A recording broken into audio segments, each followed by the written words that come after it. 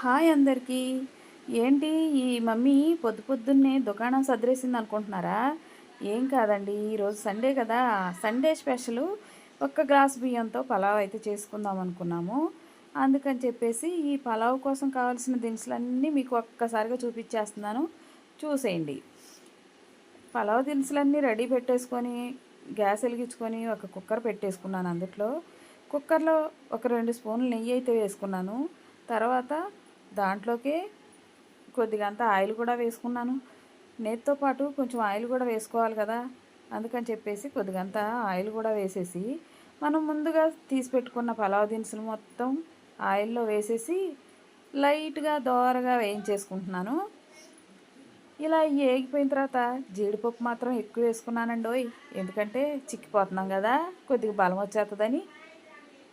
అలాగే తర్వాత జీడిపప్పు కూడా వేగిన తర్వాత పచ్చిమిర్చి, ఉల్లిపాయ కూడా వేసేసుకున్నానండి. అవి బాగా మగ్గిన తర్వాత అల్లం వెల్లుల్లి పేస్ట్ 2 స్పూన్లు వేసుకున్నాను. కొంచెం ఘాటుగా ఉంటుందని 2 స్పూన్లు వేసుకున్నానండి. తర్వాతను టమాటా ముక్కలు కోసి పక్కన పెట్టుకున్నానండి, అవి కూడా వేసేస్తున్నాను. అవి కూడా బాగా మగ్గిపోయిన తర్వాత ఏం వేస్తానో చూడండి. ఇప్పుడు కొద్దిగంత గరం మసాలా పొడి వేసానండి. ముందు వేసుకుంటే అడుగంటేస్తుంది కదా, అందుకని చెప్పేసి టమాటా ముక్కలు మగ్గిన తర్వాత అందుట్లో వేసుకున్నాను అనమాట. ఇప్పుడు కొద్దిగంత కొత్తిమీర, అలాగే కొద్దిగంత పుదీనా కూడా అందుట్లో వేసేసి కొద్దిసేపు అటు ఇటు తిప్పేసుకున్నాం అనుకోండి, ఇంకా తర్వాత వాటర్ పోసేసుకోవచ్చు అనమాట.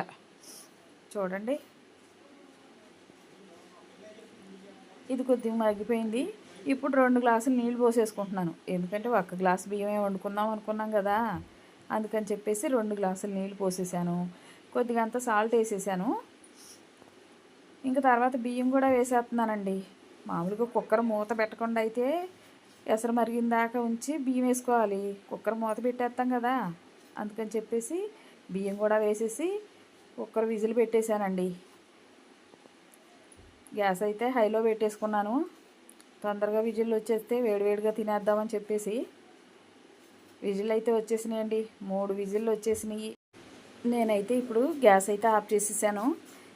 విజిల్ మొత్తం ఆవిరంతా పోయిన తర్వాత మూత తీసాను అనుకోండి, ఇలా వచ్చిందండి. పలావ్ అయితే అదిరిపోయిందండి, చాలా టేస్టీగా ఉంది.